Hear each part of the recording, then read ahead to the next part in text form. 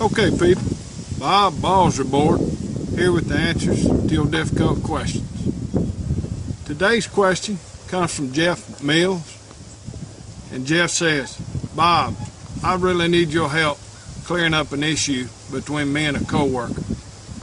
My co-worker, Andrew Smith, has convinced himself that white-tailed deer do not shed their antlers. He thinks they keep the same set of antlers their whole life.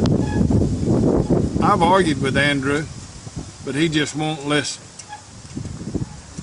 Jeff, you come to the right place for your answer. You're right. White-tailed deer shed their antlers every year in the late winter and grow a new set. We've got some exhibits here. A couple of sets of antlers.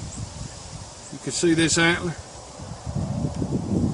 This antler is actually off a deer that somebody harvested.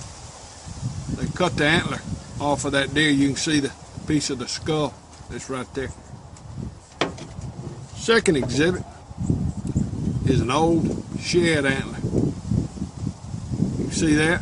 See the difference? That antler is one that a white-tailed deer shed while he was still alive. Andrew, what happens is white-tailed deer shed their antlers in the late winter. They immediately start growing a new set of antlers back. Usually it's a little bit bigger than the set of antlers they had the previous year. But they'll grow those antlers, and the whole time they're growing, it's actually something we call velvet on them antlers. Blood circulating through the antlers and all that through the velvet while they're growing. Once that deer stops growing, reaches his full potential for that year, that velvet will actually dry up on his antlers. What happens then is old Buck will go find him some trees. He'll get out there and he'll rub that velvet all off of them horns. Clean it all off. Get every bit of it. No more velvet on his antlers. That's when you'll have a pretty set of horns. No velvet. Kind of dark sometimes. Look real good. They do this every year, Andrew. They do it every year. So, Jeff, I hope this clears up the issue, the argument between you and little Andrew.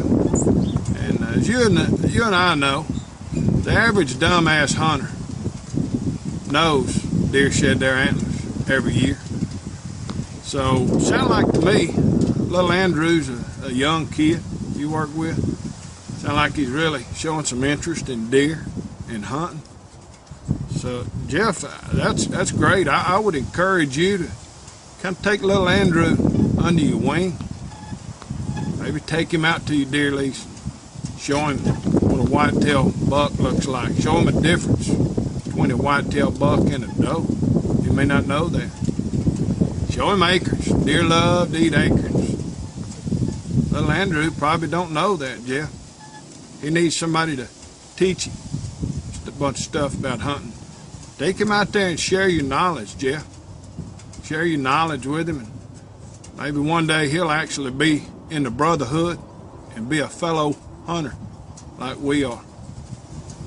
Jeff, I hope this clears things up between you and little Andrew. And if there's anything else I can do to help you out, help little Andrew, don't hesitate to let me know.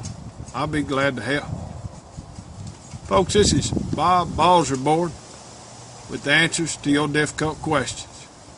Have a great day.